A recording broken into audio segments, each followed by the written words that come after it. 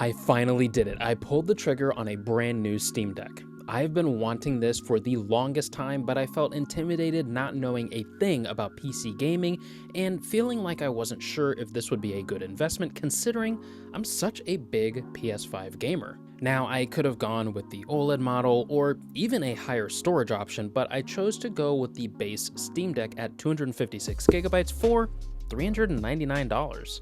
I'll explain why I chose this particular deck later in the video, but for now, I want to talk about my experience coming from somebody that has never played a PC game, has never had a gaming PC, or even bought anything from Steam before I bought this. I am as new to the world of Steam Deck and PC gaming as you can be, yet I absolutely love this thing. So before I go into the things that I love and some of the things I don't like about the Steam Deck, if you're new here, consider subscribing as we talk about all things gaming tech and accessories. Also drop a comment down below on your favorite games to play on deck because I'm looking for some things to try out here. So I'm going to split this video up into two segments. Really simple, what I like about the deck and what I don't like. I do have the specs on screen here for anyone that doesn't know what comes with a base Steam Deck this long after launch, and also, admittedly, there are going to be more things that I like than I don't like, but hey, I like what I like. So starting with the things that I really enjoy. First is the size. The comfort and the lightweight feel is incredible. This feels like it was made for my hands. Now, I don't know if there is some sort of official way of measuring hand sizes so that you'd know if this would be a good fit for you, but let me just say it's good. Believe me. Holding it in my hands for the first time, it's actually bigger than I thought it was from pictures and videos, but honestly, it's not too big that it feels overbearing. Speaking of size and feel, this thing is insanely ergonomic. It has beefy curves to feel like it was made for the human hand, unlike something like the Switch or the Backbone controller, and my fingers naturally rest on access to the 4 programmable back buttons. One thing you'll notice about the design of this is the frankly odd-looking button layout. It takes a little bit getting used to. Literally no other handheld shoves all of the buttons and thumbsticks to the top of the device and are literally just hanging off the sides. I will say, even though it looks odd, I feel like I'm in the minority of people that actually really loves this layout.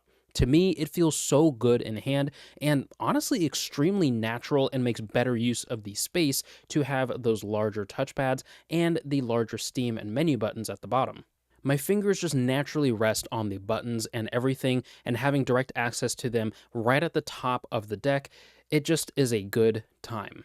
Moving on from the feel of the deck, let's talk about the display. While having an 800p display is quite the unusual resolution, I will say that it's plenty crispy enough for me, especially with this being a relatively small screen.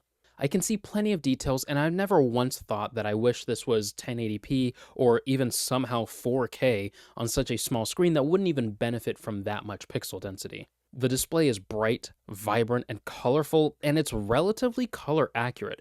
Now, don't take me at my word for that because I didn't scientifically compare the color gamut to determine that opinion, because that's what it is, an opinion, but I will say that just taking this out of the box and playing games, you'll be impressed with the screen quality, as was I.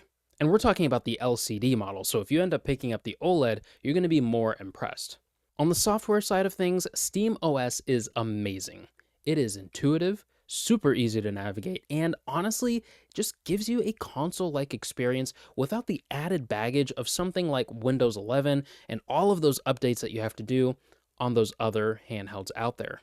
The UI is very easy to get accustomed to, and finding a game in your library to play or a new game on the store could not be any easier. Also, speaking of that store, we all know how great and dangerous those Steam sales are, and, well, for some, that might be something to watch out for because it is very, very easy to overspend and buy a bunch of games on the cheap. I mean, who wouldn't want Left 4 Dead 2 and Portal 2 for only 99 cents?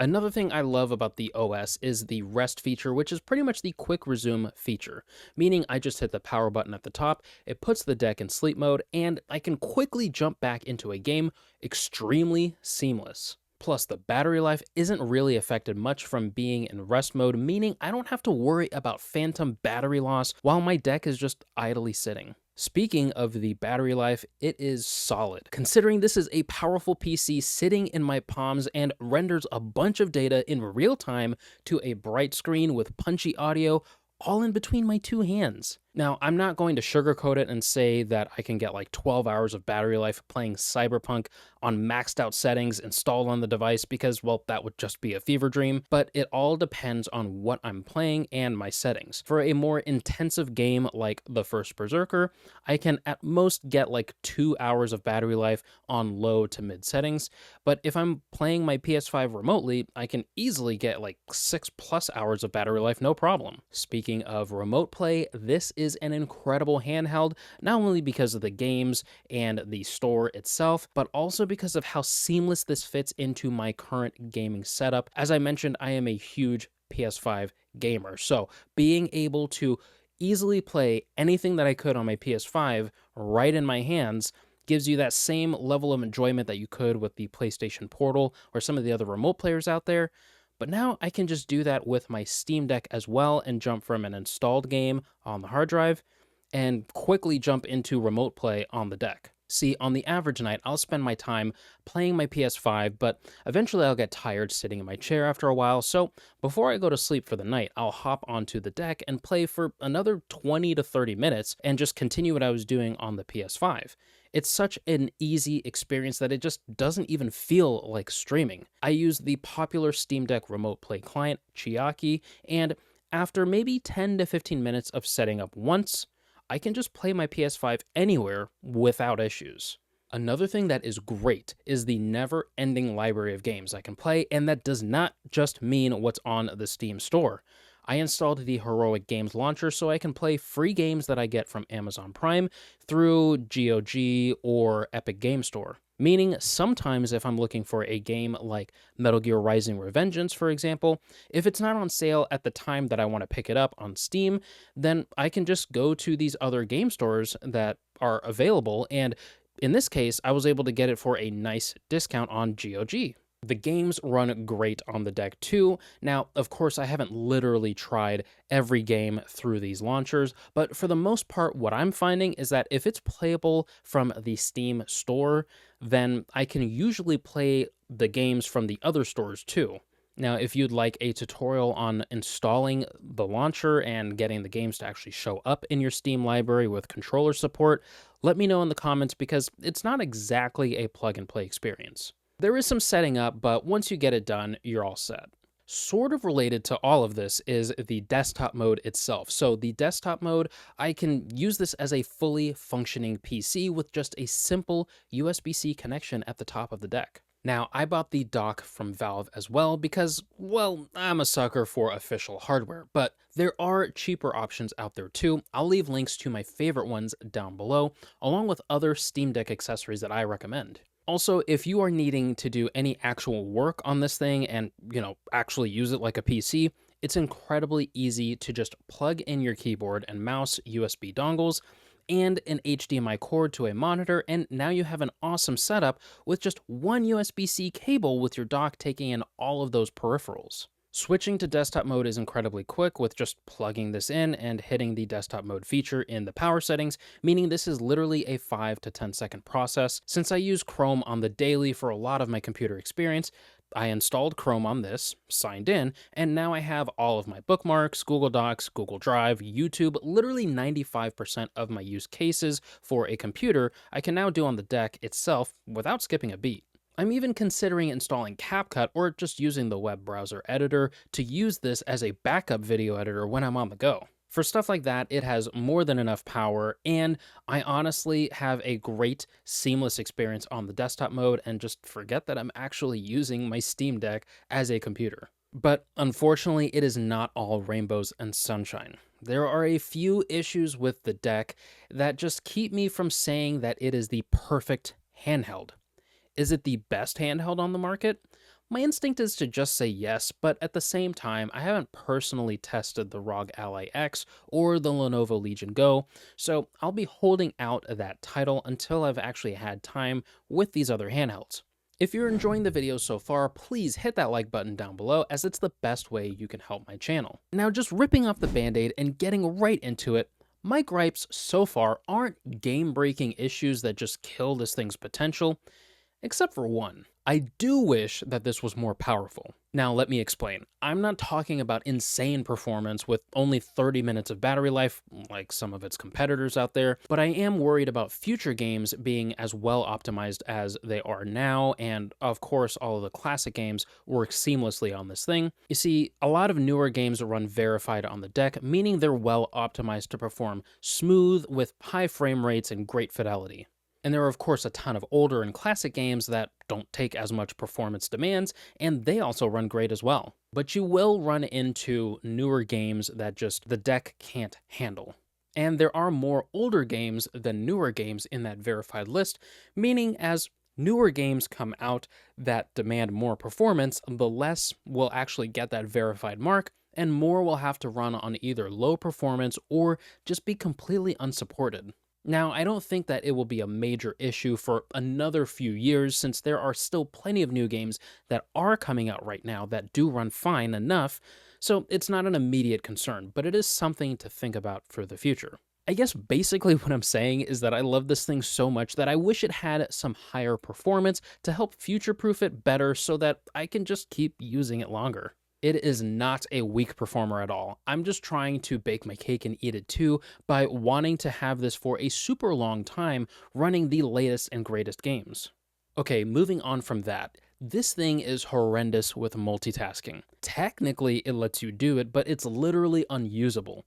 It can't play two games at once, meaning you can't just suspend one game, jump into a different game, and then jump back to your first one. You have to exit the game and start up the other game, and if you forget to do it, you'll end up trying to control both games or programs at the same time. Perfect example, the other day I was remote playing Cyberpunk from my PS5 to the deck. The stream was great and smooth. I love remote play on this.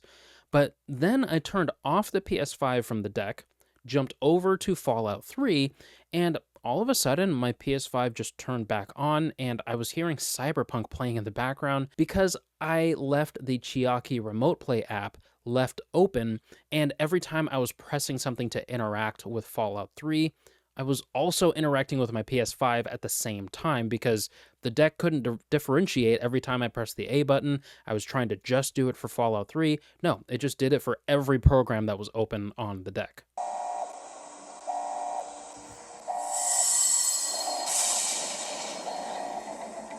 Now, it's not the end of the world since you can literally just close out of each application as you are finished with it, but it is something to consider because with this being relatively powerful, it's just odd that one game or program at a time can't be completely suspended in the background, and it can really realistically only do one thing at a time. Also, I don't really get why the screen needs to be on for downloads and installs. It's not a major deal, but honestly, it just gets a little bit annoying sometimes that it can't do this in the background with the screen off. There is a plugin that you can download that will turn the screen black for times like this, but honestly, it should just be a built-in feature, especially on that OLED. If you are somebody that could potentially be worried about screen burn-in, well, that is absolutely something you want to consider with an OLED model. But I guess now is probably a good time to mention why I chose this over the objectively better OLED model. So with the OLED model, you're going to get a larger screen size. You're going to get a 90 hertz refresh rate screen. So you're going to get actually better quality there. You're also getting a literal OLED display. So you're going to get your deeper blacks and richer colors. And you're also going to get better battery life as well. But in my case, I actually didn't care about any of those things, and here's why. The first reason is sort of a cop-out. The OLED was outside of my budget, and I was just too excited to get a deck in general that I just didn't want to wait to save up any longer. Okay, now that I got that out of the way, the real reason is because I don't see a need to get those things, at least in my case. On a smaller screen like this, I personally don't care about the OLED's deeper blacks and richer colors. Is it nicer? Yes, there's no question. I just personally don't care about a smaller screen being the best that it can be, because if I want to experience a nice display, I'll just dock my Steam Deck to my 4K TV or a computer monitor. Also, the improved battery life is certainly nicer, don't get me wrong, but I have access to a charger virtually every single time I pick up my deck. Plus, I have a portable battery charger for when I'm on the go. The battery life with the base deck is just more than enough for me to be able to play without feeling like I need to scramble for a charger. It's also leaps and bounds better than the original ROG Ally, and I know plenty of people that get by with the battery life on that, again, depending on your performance settings, so I just don't feel like it's absolutely critical for me to get the bigger battery. Is the OLED bad or pointless?